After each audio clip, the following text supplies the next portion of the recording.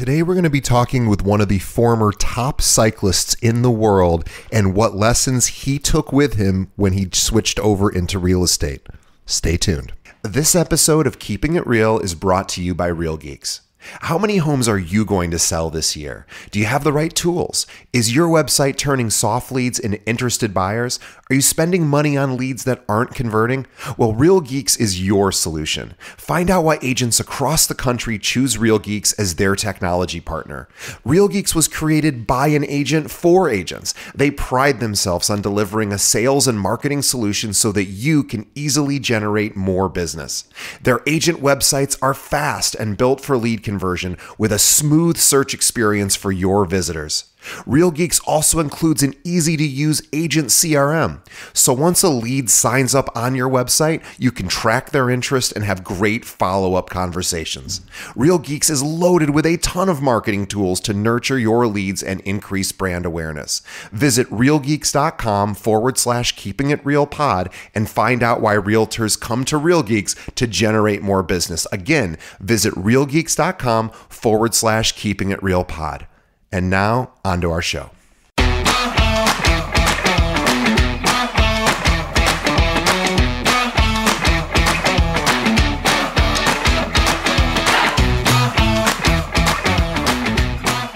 Hello and welcome to another episode of Keeping It Real, the largest podcast made by real estate agents and for real estate agents.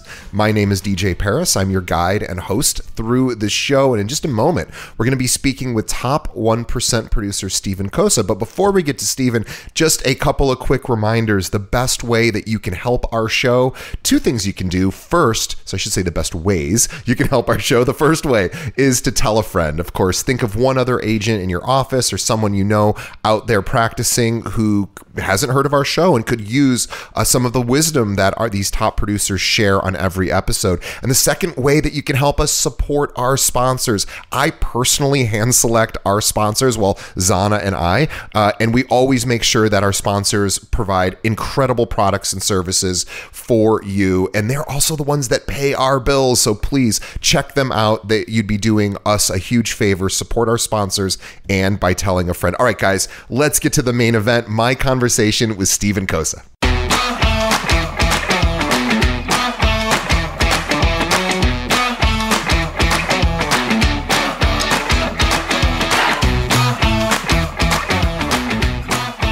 Today on the show, we have Stephen Cozza with the Cozza team in Sonoma, Marin County, and the North San Francisco Bay. Let me tell you more about Stephen and his team. Now, Stephen spent a decade racing bikes professionally in Europe.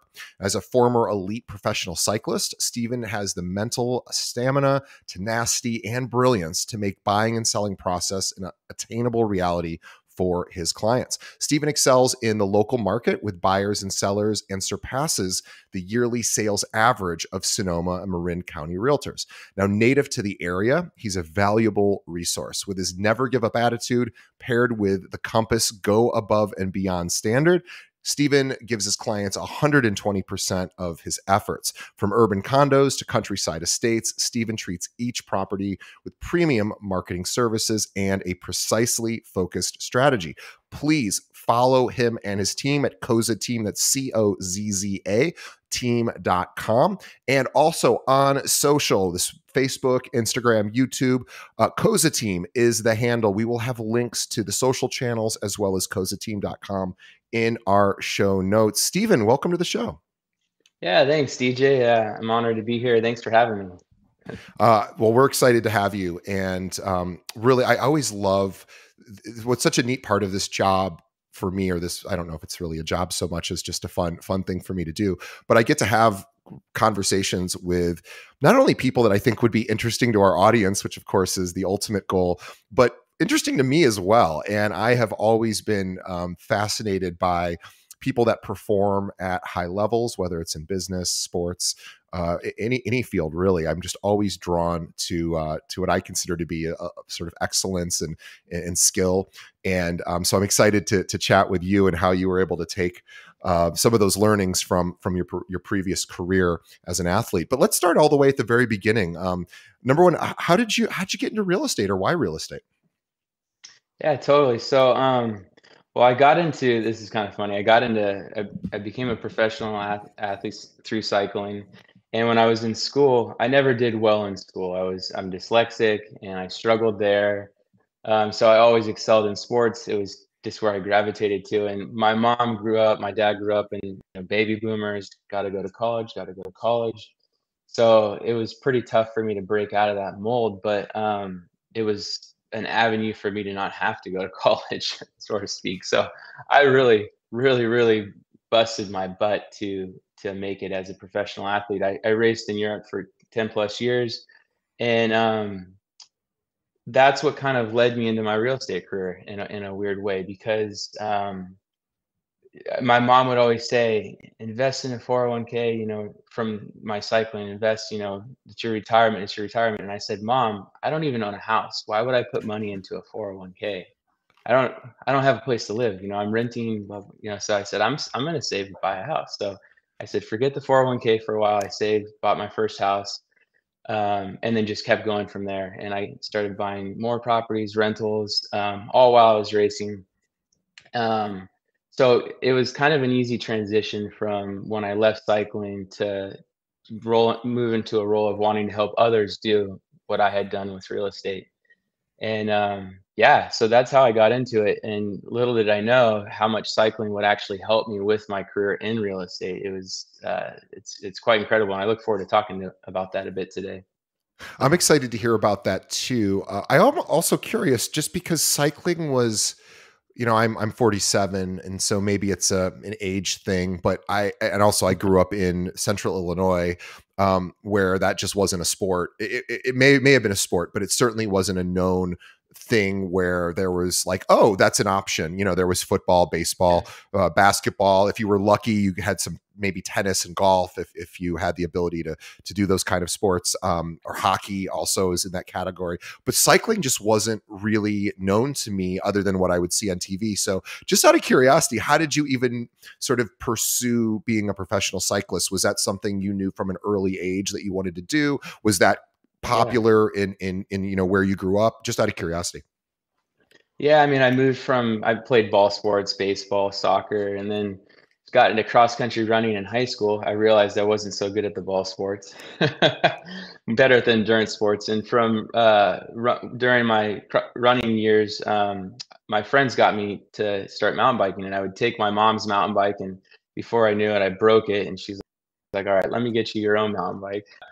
And then they really supported me. I started doing races, started winning. And then in '97, when Lance won his first Tour de France, I said, oh my gosh, I got to do that. I broke my shoulder in a wrestling accident in high school, and I had to ride on the road for a year. And I transitioned over from there and got on the national team. So that's kind of how I got into it, moved from ball sports to cycling sports. So, Wow, yeah. that's amazing. And I guess you're right. When Lance did win, he became the biggest athlete in the world, pretty much, or one of them. And so you're right, that really brought, cycling more to the forefront of the average, person in this country's awareness of like, oh, this is a thing, and this is a thing Yeah. where, you can have a lot of success, and here's this American just crushing it. So yeah, I was Oh, curious. Well, that's amazing. So and I, so you got, I go ahead. remember to go back to that. I remember there was a friend of mine whose dad was a big cyclist. He told me one day I was like 15 years old. He said, "Steven, only one in a million can become a professional cyclist." Like and it always got me when someone told me I couldn't do something. So at that moment, I decided, well, I'm going to prove him wrong, and it kind of rolled over into real estate with that same kind of attitude because real estate is a very hard career to make it in. I mean, I never knew it was as hard as it is. Now that I'm in it, I realize it. But when you hear about, you see all these agents posting all their open houses and making money here and there, you think it's a lot easier than it is once you're in it. So you got to have that tenacity. Yeah. Yeah, I always think like by the time you have a showing or you have a buyer, you've almost already won the hardest part of the business, which is getting clients and getting them to Totally. trust you in that purchase, or sale. So I Absolutely. think, yeah, I think you're so right that we you know, especially on this show too, I have to be very careful because when I talk to really successful teams or agents like yourself, well, you have both. There, you know, could be a tendency for one of our listeners or a lot of our listeners to think like, well, he's already over the hump of like the hardest part of this business, and not realizing that maybe the lead generation part becomes a little bit easier over time as you build up a reputation and you get more referrals and you figure out what marketing strategies work. But it's still certainly a grind, in a way, meaning like you still have to put in the reps and the hours into this, probably in a lot of the same ways that you did when you first started. So I'm excited to learn Totally. about you know what you learned as an athlete and then taking some of those lessons into real estate. So can you tell us a little bit about that? Yeah, totally. So, real when you jump into real estate, there's different routes you can go. You can get on a team. You can try to, maybe you inherited the business, or maybe you're working with a parent. Um, I didn't have any of that. I mean, actually, my mom works with me now. She was a teacher for 40 years, taught kindergarten, and when she retired, I said, "Hey, come join our real estate team." And she's great. It's like she's total natural at it. So it was kind of the reverse of what you normally see. Um, but so you have these different routes to take, and when you get on a team, some being on a team is a great thing. It's, you get a lot of support, but sometimes you don't learn how to necessarily, you don't learn the process of always how to get your own business. Yeah. And when I went to, it was Frank Howard Allen at the time. It was the biggest brokerage in the Bay Area. They were around since from 1910 to like 2000 and I think probably 16. So they were around for a long time. So I joined Frank Howard Allen, but when I interviewed when I met the manager, Jim Michelson, who's actually still the manager of our office today with Compass now. Um, I didn't know anything about real estate at all. I'd gotten my license, which doesn't really teach you what you really need to know in the business. And so I remember Jim told me later on, he talked to the manager of Frank Allen, and Larry goes, "Why would you take on a professional athlete? He's not going to be a good." And Jim goes, "Are you kidding me? If he could be a professional athlete, then he can be a good real estate agent." And Jim was right. And I think that, like a lot of the listeners today, something to understand, and we're always getting pounded over the head with every shiny whistle and every shiny bell and whistle of this product or this product or this system or this process. But I think it's important to kind of get back to the basics of what makes a good real estate agent. And I studied this when I first got in the business, because I studied the best in the business in our area, and I was like, how are they doing this? What makes them so good? And I remember I went to talk to the best realtor in our town year over year she still is, for like 40 years. Um, and I said, "Hey, Peg, how do you do it? Like, what are you doing? What's your secret?" And she said, "You know what, Steven, there's really no secrets except for this one thing." And she said, "Consistency." She's consistent. She's consistent with everything she does. And that really stuck with it for me, because that's how it was as a professional athlete. It's consistency, and it's following a process. It's following a plan, and it's having a coach. I can't stress how important it is to have a coach. And maybe you're not in a position to where you're quite ready to pay for a coach. I think it's a great investment that gets a great return. But keep listening to Keeping It Real podcast, things like this. That is your coach. I mean, you can get carried away with too many things, going after too many things. So keep your focus when you're listening to different podcasts, but have a plan, and have a plan that keeps you accountable. And so if anybody listening today wants to have, we have all our agents on the team, they follow, it's our power hour tracker. And sometimes it goes more than an hour a day, but it has the key elements to our success built into it. And then it makes it so that we stay focused during that hour to achieve those things. And then from there, it's like you work with your clients, you're showing properties and so forth, but you start with this. And from there, that's where all your success comes from. So it's our power hour tracker. I'm happy to share that. But to go back to about from cycling to real estate, I'm very lucky in the fact that I was able to have a career such as cycling, because it did give me a little bit of an advantage with knowing you can work your butt off and still get no results. You can pound your head against the wall and still not win a race. Same thing with real estate. And the best real estate agents out there, they're the best at getting back up, because they know the sooner they get back up, the sooner they're going to have their next success. And then they're going to analyze what they did wrong as they go. So I obsess over listing presentations. I could not stand how many I lost in the beginning, because, you know, I'm competing against like Peg and so forth. And now I don't lose them. I mean, I just got another one where I was competing against, you know, the top agent in the town, and I get them at 6%. Sometimes I get them at 7%. So it's that whole coaching athlete mentality where you're tweaking you're tweaking what's going on, you're working with the plan, you're making it better year after year, and you're improving on it and the best you can, and not getting down when you get knocked down, because let's face it, real estate can be a losing sport. And it's not easy. It's very hard, but there's a lot of rewards that come with that hardness, you know, and it's there's a lot of positives. Otherwise, I wouldn't be doing it. I have a couple things I want to pause on, only because I was taking forever. notes. Oh, no. You were doing perfect. I had a bunch of thoughts as you were talking, because you said a lot of really, really great things there. And I just want to make sure that we pause and step on them for a little bit for the audience. First of all, you mentioned sharing your Power Hour information. What's the best way that one of our listeners, and by the way, everybody should do this right now, so I want to say it before I forget. What's the best way they could reach out to get that information? For sure, yeah. Just email me at scozzahomes.com. That's the best way. You can email me, and we'll get it right back to you. Great. We'll have a link to that in the show description and notes as well. Also, this idea of being coachable, you know, it's something that I the times I've had athletes on the show like yourself, they've all said this, and it's really important. We sort of forget that every professional athlete, I can't think of an exception to this. There probably is one or two, but 99% of professional athletes have coaches, right? Maybe it's 100%, but certainly even the most elite, the people at the very, very, very top of that, whatever mountain, particular mountain they're climbing, they still have somebody watching going, oh, you know, maybe do this instead of that, and stay on target.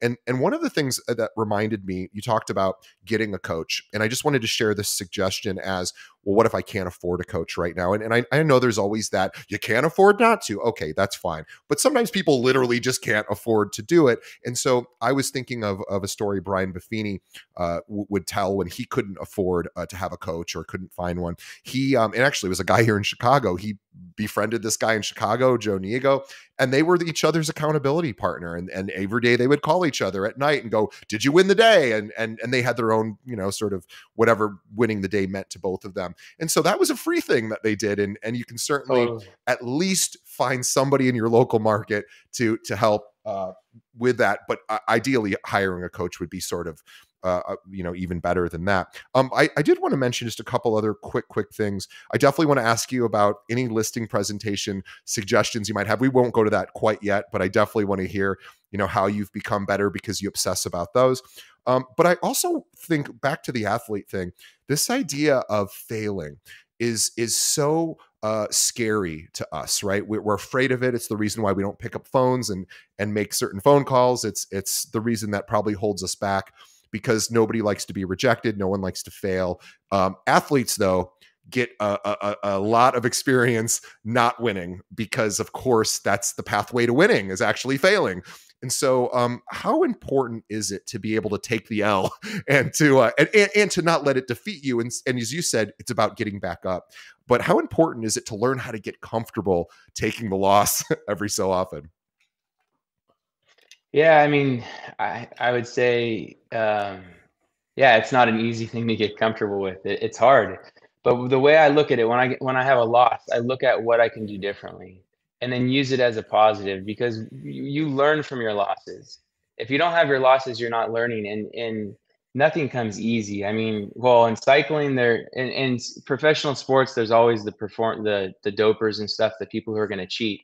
In real estate, and by the way, I never took performance enhancing drugs. Otherwise, I probably wouldn't need to be selling real estate. But it does happen. And with with real estate, there's no quick way to the top. So you're going to lose.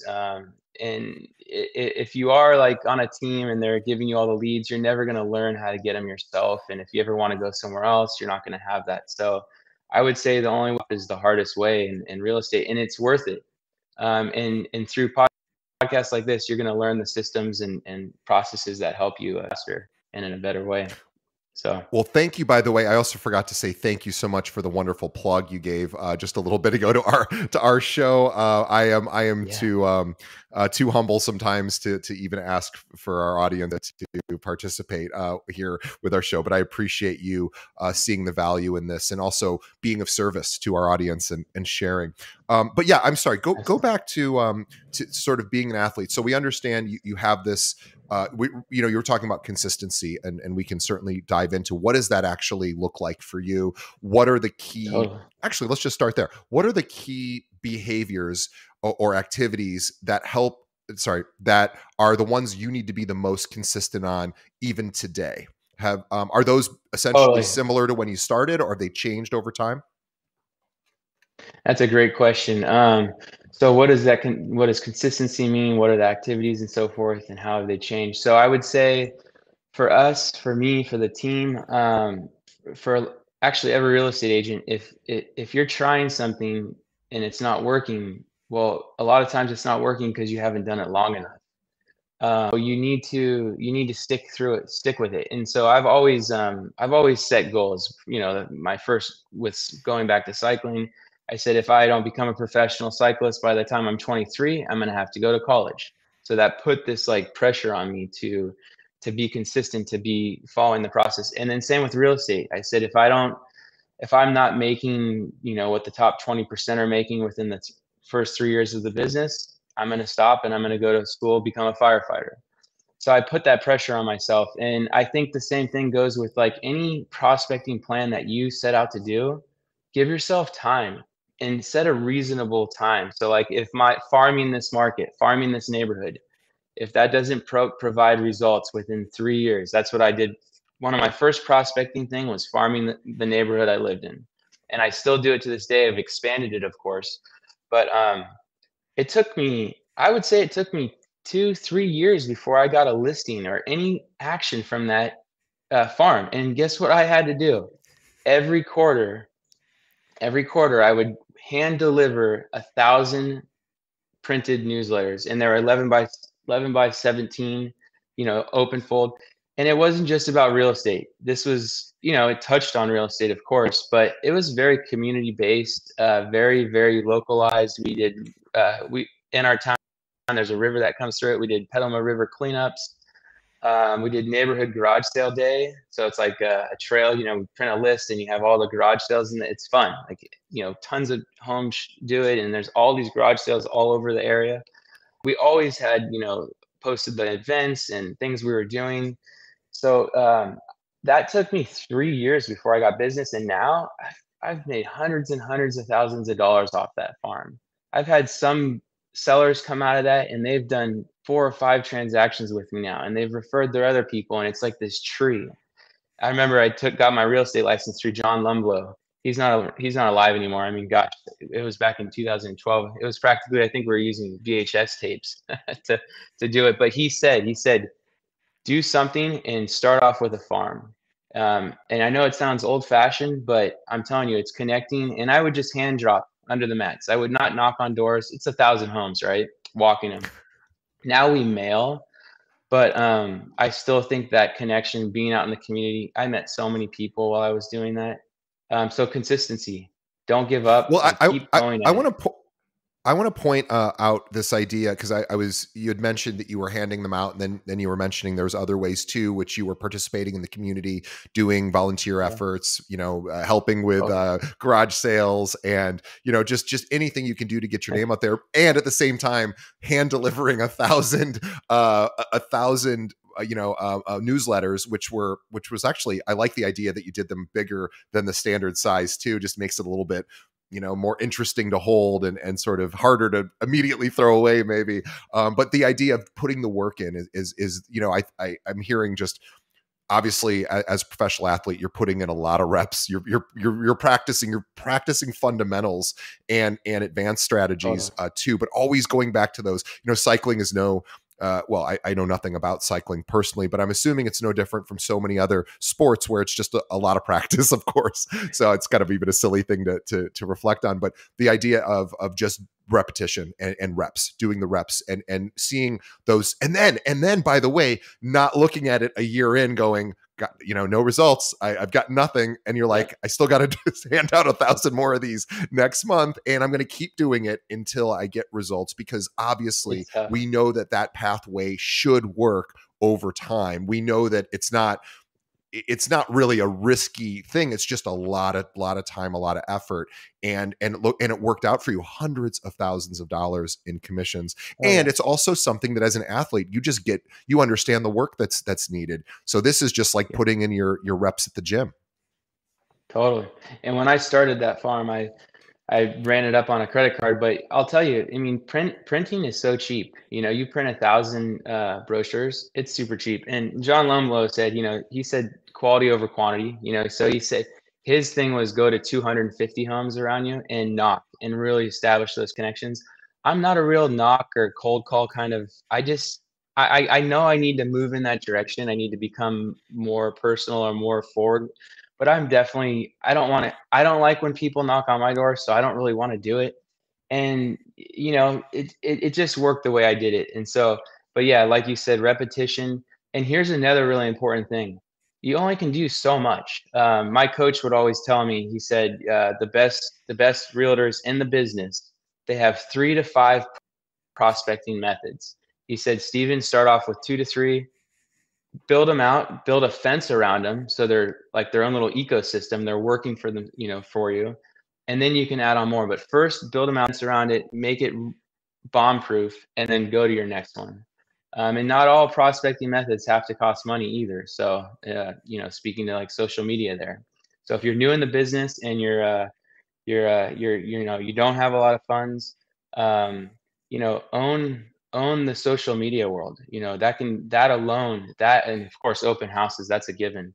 But as far as the print stuff, you just got to think about the return on your investment. If you get one deal, is it going to cover, and then how many deals you're going to get over time, course of your career. So yeah, those are really, really great strategies. And also too, like the idea of doing these volunteer, community outreach kind of programs oftentimes can be low cost to no cost, right? Like if you're offering to volunteer, in your case, to clean up, like a river or some waterway, or a stretch of the highway, or anything, or Absolutely. volunteering at a local shelter or whatever. Those things are usually low cost, because if you do invite your audience, I went to. Sorry, I interrupted myself, but I went to one of the very best of those that I've witnessed. It was a Compass agent of all things here in Chicago. By the way, I also want to do a quick plug for something, and I can't remember the gentleman's name who runs it. But if you are a Compass agent, and we know there's a lot of you that listen, because we've had 1 million Compass agents on our show, because they're just taking over. But there's a great thing called the 6 a.m.er Club, which and the gentleman that runs it, Sky Michaels. Sky Michaels is one. Yeah, he's great. He does Momentum Monday too. So he's a free coach for Compass, and I've gotten so many golden nuggets from him. It's incredible. And little plug for my interview with Sky Michaels, just one of the neatest guys I've ever had on our show. And if you're a Compass person, please take advantage of that. You're very lucky to have, not you, Steven, but the company is very lucky to have Sky. So please check out the 6 a.m.ers Club. Also, maybe if you're interested in not that I get paid to promote Compass as a company, but a good reason to consider them if you need some accountability. They've got a fun little way to do that. So anyway, but back of course to Steven. I'd be remiss if we didn't mention your amazing team as well. It's not just you. You've built a wonderful group of people around you. Can you tell us a little bit about the team and sort of why you developed one? Absolutely. Real quick, back to the newsletter. This is just in the volunteering thing. This is just a very basic thing, but this shows you the power of that farm. You can take a great nonprofit in the area, and you can go to them. So like we have Mentor Me or Relief Petaluma, and you can say, hey, Mentor Me, what's a fundraiser coming up or something that we can promote in our newsletter for you, and we do it for free, and then of course, so that's great because you're doing something different. Our whole why is giving back, our team why. And so you're connecting with this whole organization by promoting them, and now our newsletter goes out to 10,000 homes. So these charities, these people are really benefiting from what we're doing. So it's like killing two birds with one stone, right? And so we always try to do that. We also have our preferred lender. He advertises in it. He's got his little section, so he helps pay for it. So think of stuff like that. You can have service providers pay for a lot of stuff. So yeah, about the team. Having a team has been a huge thing for the Cozza team, of course. Like turning it into that has made a big difference in my life, and then of course in their lives as well. I was a workaholic the first, I would say, years of being in the business. I ended up going through a divorce. It really taxed my life, and that was obviously my own choice to be a workaholic. I could have, backed it down, but my coach, when I finally had a good coach, he taught me how to have systems and how to build a team.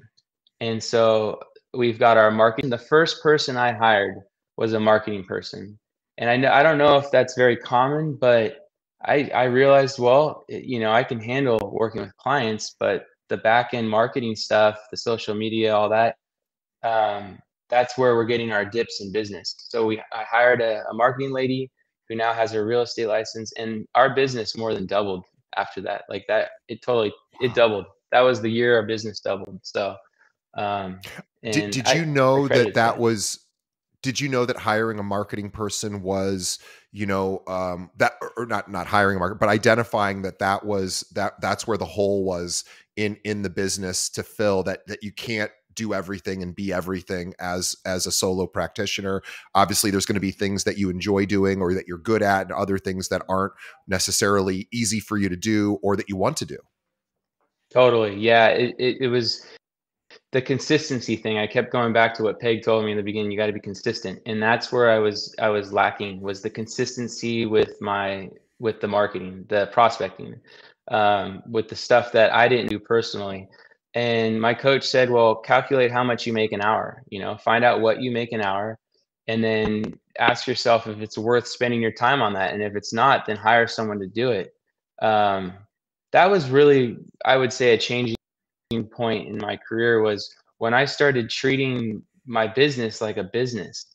Because far often, too many times, us agents, we get stuck in the business. We got to step out of it and work on our business. So I recommend anybody listening, take an hour a day. You can always find, after you do your power hour or before you do your power hour, spend an hour so there's 2 hours there now. Spend an hour working on your business, not in your business. And once you start working on your business on a daily basis, that's where you're going to start seeing a lot of growth, because you're not going to be stuck in it. When you're stuck in it, that's when you start to see these big dips and slow periods. But when you really work on your business, that's where you start to grow and consistently have business. That's what I realized, at least. I remember learning in college. There's a Stephen Covey book. I can't remember if it's First Things First or Habits of Highly Successful People, whatever it was. He had this matrix that I thought was something's very hard to do. I think for me, but really, really important, that I think sort of speaks to what you just said, which is he called it the urgency versus importance matrix, which was really just four boxes. Something comes at you, you put it in one of these four boxes, and that gives you an idea of how and when to respond to it. So it's just because something flies at you in the form of an email, a text, a phone call, doesn't necessarily mean that it's urgent. It means it feels urgent because it just came in. We see it. We're our brains are wired to want to solve problems, but it doesn't necessarily mean it's the best course of action at that particular time. And you just sort of run it through how important is this? How urgent is it? And then you decide when to respond back to it. I imagine as an athlete, you were constantly having to evaluate, especially, while you're racing, what's important, what's urgent, what do I need to take action on now? What adjustments do I need to make? And there's probably, you probably also learned just really great decision-making strategies strategies. When you're competing at that level, it's all about making decisions in the moment that are best for you, best for the team.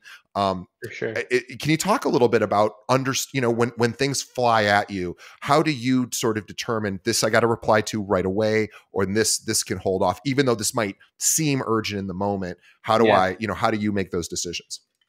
Well, I got to tell you, I'm still kind of learning that in real estate. In cycling, it was pretty easy because it was one focus. It's like everything's for cycling.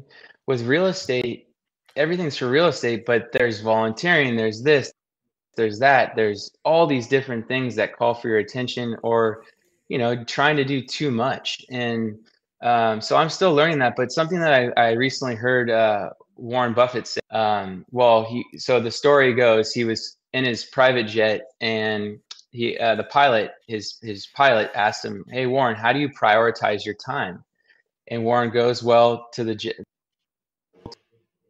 most 25 things to you in your life. Achieve, you want to be a better father, you want to be better at selling real estate, you want to be healthier, more fitness. Take 25 of those things and make a list of it." And Warren goes, "Okay, now that you have that list of 25 things, take 5 of them, take the top 5 of those 25 and make a list of the top 5." And then now Warren goes, "Okay, now that you have the top 5 things you want to achieve or do or be in your life, take those other 20 and throw them, because life is finite. We have enough time." He says, if you can just focus on those 5 things, you're going to do the best you can at them. And maybe by the time you die, you'll be able to achieve them. Maybe you won't, but at least you're going to know you did your best. But if you have the other 20 there, you're not going to be good at anything. So that really hit me hard, because I was such a scattered agent in the beginning. And I think it was okay in the beginning, but for my life, it wasn't okay. And for other things that are really important to me outside of real estate, it was not okay. So now I've got more of a grip on that, and I'm doing what he says to do. I'm taking Warren Buffett's advice there. That is great, a great lesson, a great strategy, and so 100% true with what I've seen is that you really can only be good at a couple of things in life anyway. If you really, as you know, as an athlete, you couldn't probably be as effective as a competitive cyclist versus, I also want to play baseball and kind of do those things at the same time. Obviously that'd be almost impossible, if not impossible, to be at the level that you could be if you just focused on one. So I totally understand that. And athletes do get that. They understand they have to sort of put, again, I'm speaking as a professional athlete, which I am not, but putting the blinders on and literally just doing what's right in front of them that they know is going to guarantee success. And realtors have to wear a million different hats, like you were saying. So it is tough because it isn't a singular. There are, oh my gosh, I have to, take care of the marketing for my business. I have to take care of the customer service. I have to, also these things are flying at me in real time that I have to reply to. Absolutely. So it is tough. And we acknowledge that challenge. And that's why, having a coach. I suffer from ADHD too. So it's like, I've got that added element of hardship and with social media now and all this stuff. So you really got to learn the skills to focus on one thing at a time. Yeah. I love that. It's so funny because I think when we talk, whenever I've had a professional athlete on, there's that fantasy part of me that goes, they're going to know something I have never heard before, and that's going to be the key that our audience is going to be like, that's it. And it's not that those things don't exist. It's that they do exist, those things, and they are what we already know and just need to be reminded of, which is fundamentals, discipline, habit, and staying on target and being coachable, having a coach. Do you find that you are as coachable today as you were when you started and really needed probably more help to get your business off the ground than you need today? Do you feel like you're just as coachable today as you were then? Yeah, I think so. I have to be careful because continued education is an important part of every week of my business. But I got to be careful with. There's so many trainings with Compass. They have so many trainings. They have the Compass Academy, and it's limitless. So I have to kind of pick and choose. So sometimes I'll do Mondays. I like the podcast, like Keeping It Real, because you can sit in your car and driving from one thing to the next, but it can really eat up a lot of your time. So if I can't drive and listen to it, it's kind of a challenge because once I'm in the office, I don't have a lot of time to sit there. So I would say my coaching now is our podcast, like keeping it real. Those are kind of the Momentum Mondays too. They keep me on my toes, but I try to grab little golden nuggets here and there, and not so much new prospecting ideas, but things to say like different scripts, different ways to talk to clients, and all different types of stuff. So it's not just about more prospecting things.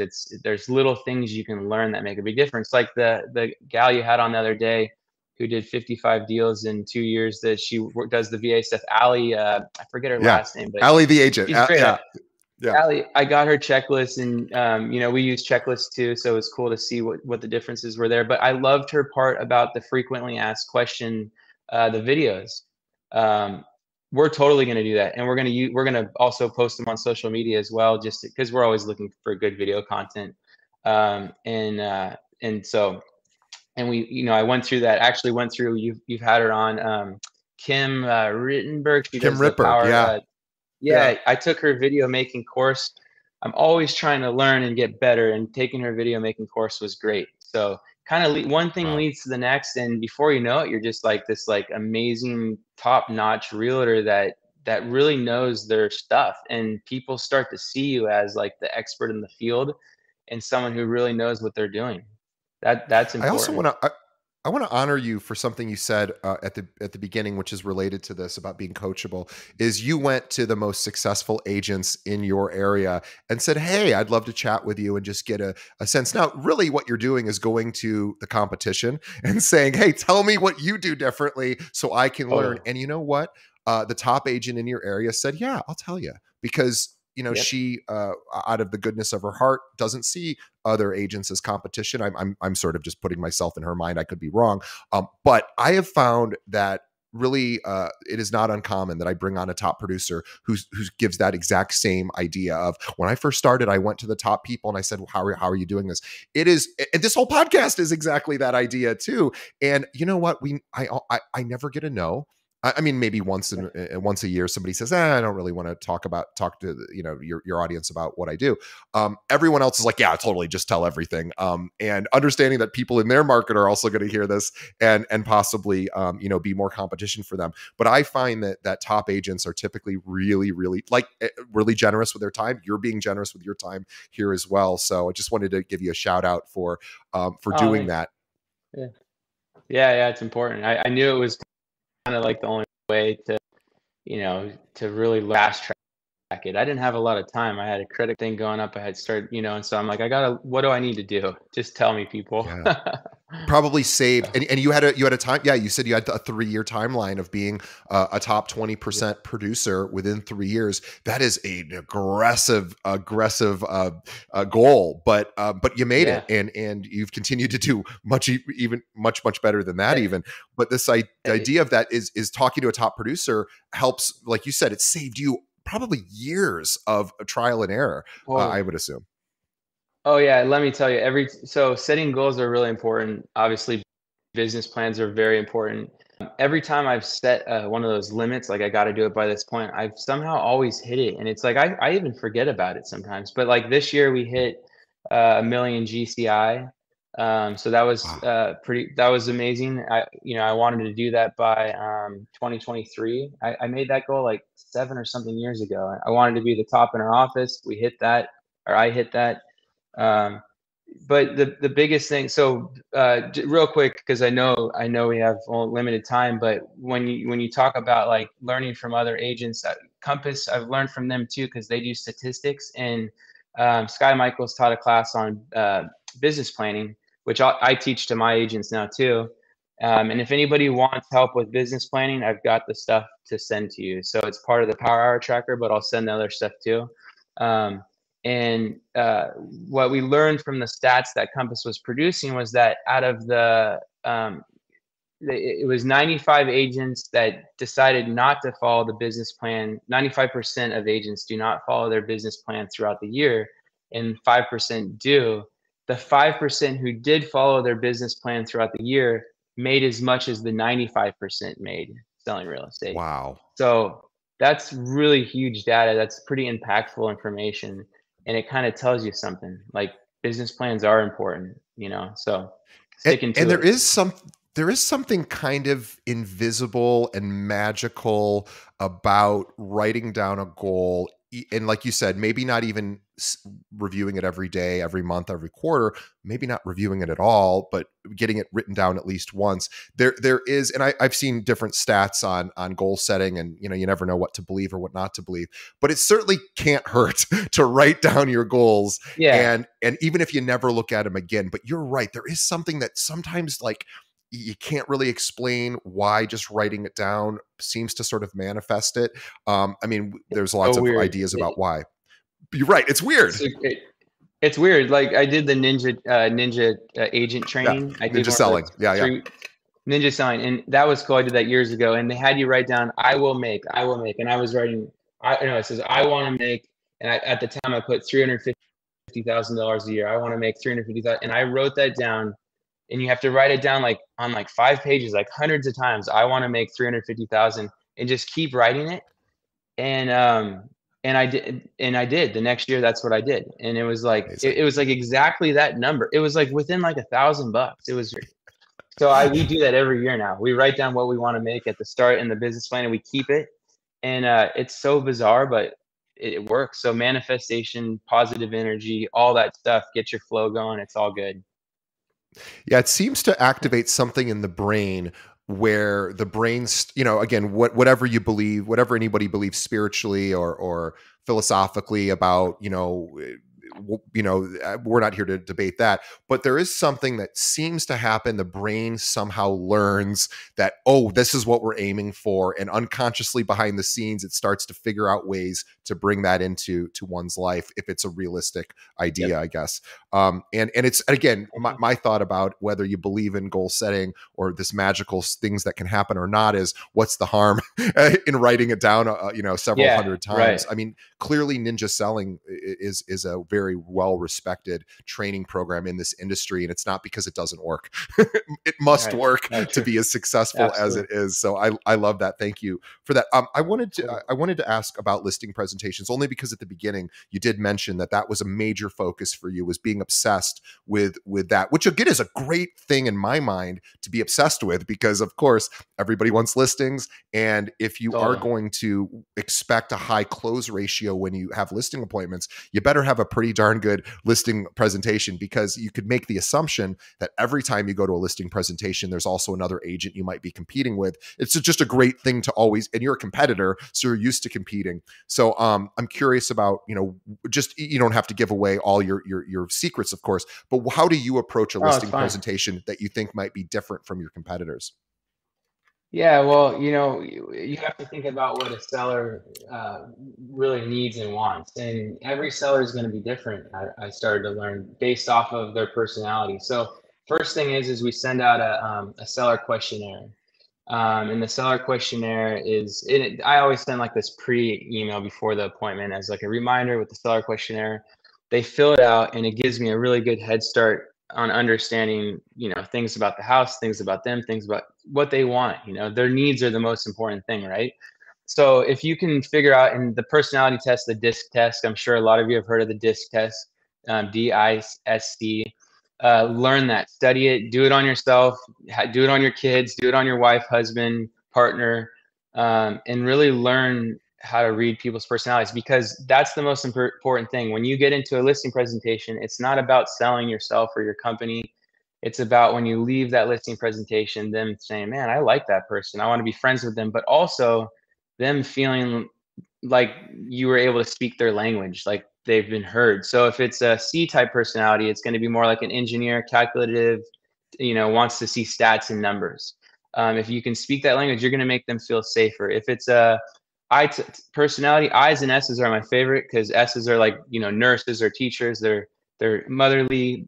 I's are like, they'll meet everybody at the bar and get their name. They just want to sit down and drink tea. All those things are important. And then on top of it, getting better at listening. So you can't understand anything about what they need or want if you can't hear what they're saying. So listen, and by listening, it gives them when you listen more, you control the situation. So listening, you get more information. And then last but not least, being able just to offer the most value. Because like it's just like any trade. If you have a painter that comes over and says, I'm just going to do it in one coat, it's this price, this and that. Or if you have another painter say, we have a whole team, we're super professional, your paint job's going to last. We do an amazing job. We don't just spray and go. You're going to go with the one, even if they're more money, that's more thorough, gives you more confidence. So that's the same thing. You've got to offer value. So for me, I'm lucky with Compass. We offer the company itself gives us the tools to offer so much value. Starting with Compass Concierge, being able to remodel stuff for the people at no expense to them until we close, all that stuff. There's so many things, but have your value that you offer very clear and easy for them to see. And then the last thing is I don't have a set commission. The commission I charge, they have options. So but depending on what fits their needs, they can choose. The lowest option is still the best option for me. It's still 6%. But they have definite options that they can choose from. So I like that too, because then you get their buy-in. You get their buy-in yeah, of, this is what I think makes the most sense for me. It's not a one size fits all. It allows people yeah. to customize their experience with you. And yeah, and actually, I always get at least 3%. So it's 5.5% option, 6% option, and a 7% option. The lowest I'll get is 3% for listing. Buyer agent always gets 2.5%. But yeah, when you give someone an option, there's really no negotiating that has to really happen. They're going to Right. just choose one usually That's by default, and they're all good. It's all good value.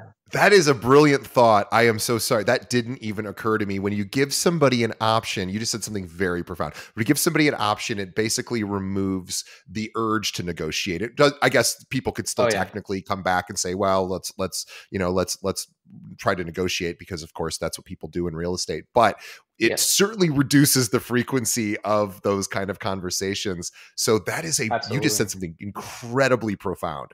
So, and by the way, guys, Oh yeah. this is why when you go to websites and there's usually some sort of software service offering, you will almost always see three options, and there is a reason Totally. for that. And that is not because we all want three options; it's because the psychology of making decisions knows that three options feels optimal to the actual consumer. It feels like they have agency, control, power over their decision making strategy, and it makes them feel more comfortable. So, anyway, just wanted to step on that up for a moment, because obviously that is I have never heard any of our other guests have options for listing clients, and boy, Yeah, I imagine you maybe you even do gotta that on the buy side too. It's you brilliant. got to have options. You got to have options, and the worst options got to be still very favorable for you. And it's I recommend going into negotiating. I was looking it up. It's called the CREN. It's CRE. It's basically Certified Real Estate Negotiator, the CREN certification. If you take that 2-hour test class, you'll know everything you need to know about negotiating for real estate, buyers and sellers. It's easy. I make all my agents do it. It's amazing. So I'm I not love trying it. to sell their product or anything, but you don't have to do all these years of learning how to negotiate. Just take that 2-hour thing. You'll learn all the tricks. And so, yeah. I love it.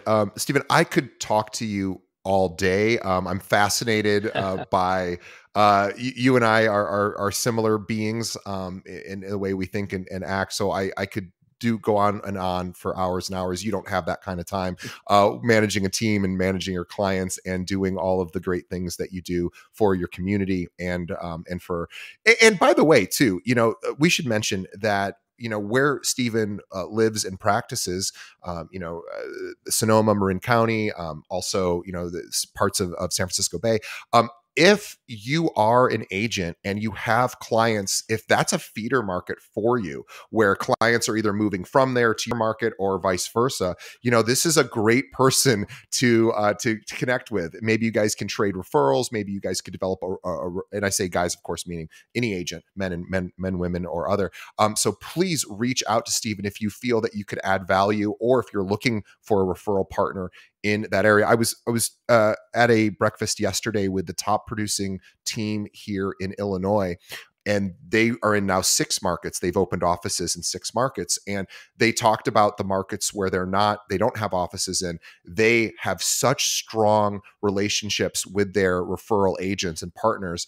And, they said that has been the secret to their success, because when they do refer business, they need to make sure that, that experience is consistent, whether it's their client or none they've referred. So Stephen and his team are elite, top white glove team. They are among the very, very, very best in their market. So please reach out to Stephen if you feel that you could maybe have a client that Stephen would be of service to, or his team. Stephen, what's the best way an agent who wants to connect with you? And also, we talked about, you have some giveaways for them with respect to some of your processes, your power hour, which I love. What's the best way, just to remind our audience how to get that information from you? Yeah, you can email me at S as in Sam, and then Cozza, my last name, at Cozza Homes, homes being plural.com, scozza at cozzahomes.com, or you can get me on Instagram, and I'll get to you that way. But best way, just shoot me an email, and I'll get all that stuff out to you. And we're also looking to refer people in other markets too. The referral business is something that I was late to the game on. I basically just started building that out about a year ago, believe it or not. So definitely wanting to network more with other agents. So yeah. Yeah, and find them on social at Cozza Team, which is the handle that you can find most of them. We will have links to all of their social channels in our show notes. And I also just want to make one final observation, and this is a soft skill, but I think a really, really important one. Whenever I'm on with an agent who I can identify this particular skill, we haven't talked about it, and I don't know that we need to speak too much about it, but I wanted to give you a shout out. I want everyone to pay attention to Stephen's tonality when he talks. Does he have a calming presence, or does he have an activating presence? To me, in my opinion, his voice, his tone, the way he communicates is very calming and relaxing. And I will tell you that during real estate transactions, emotions run hot and cold, and I'm not here to say one size fits all, that every agent needs to be speak in the same manner that Stephen speaks, but let's remember how our voices and the way that we communicate, how it impacts, right? What we say, we know that the data is really clear. What we say, not that important. How we say it, critically important. Like 90% of the actual effect of our communication is the way in which we say something. So the idea, I just wanted to point out that Stephen has a very calming voice and calming presence, and you feel relaxed when you're talking with him. And I will say that if you don't have that reaction when you're with your clients, you can learn. These are skills. This is not, well, I was born as an activated person, because I'm kind of an activated person, but you can learn how to calm down, how to relax, and realizing how important that is to be able to communicate. So Stephen, I just wanted to honor you for that. Maybe it's part of the California thing. You've got a little bit of that California relaxed, but obviously as a professional athlete, you're a super intense dude. It's not that you're not intense. You're able, though, to focus that intensity in a way that doesn't come across as making your clients anxious, or at least making me anxious as the host of the show. So I applaud you for that. It's a soft skill. It's probably not something that a lot of people would pay much attention to, but I believe it's very important. So you've been That's a great, That's a good point that you pointed out. I think, it's I can be very energetic too, for sure. But I think a lot of times working with clients, I tell my wife, gosh, I wish I was as good as with you as I am with my clients, because like I go into like client mode, and then it's like I'm very calm. And it is interesting that you bring that up. A coach once told me, he said, cut commission out of it, take it out. If you can learn to cut commission out of it and focus on what it's going to take to get them to where they want to be, and continue to tell your clients that, what's it going to take to get you to where you want to be? That's what I want to do for you. Stop worrying about the commission, because that will come. Perfectly said. Great place to end up. So everyone reach out to Steven, get some of his resources that he is so generously sharing, the same resources he shares with his team. And also reach out to him if you think you could be a great referral partner. And who knows, maybe down the road, if you're an agent in that local market, maybe they will be looking for more team members. They're not currently right now, but this is obviously the Cozza team is the team to watch because they are just crushing it out there. And by the way, he is not in an easy market to compete. He is in one of the toughest markets, but that's what a competitor loves. Loves a challenge, and you are already there.